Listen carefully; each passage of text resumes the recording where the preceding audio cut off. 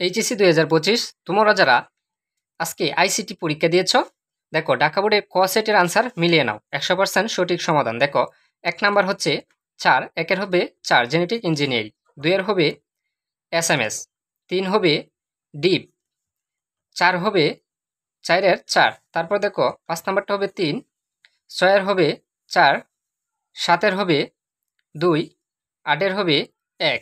আচ্ছা, তারপর দেখো 9, 9-এর হবে 2, 10-এর হবে 3, 11-এর হবে 2, 12-র সঠিক আনসার হচ্ছে 1, 13-র হবে 1, 14-র হবে 2। আচ্ছা, তারপর দেখো 15-র 1, 16-র 2, 17-র 4, 18-র 1, 19-এর 2, 20-এর 1।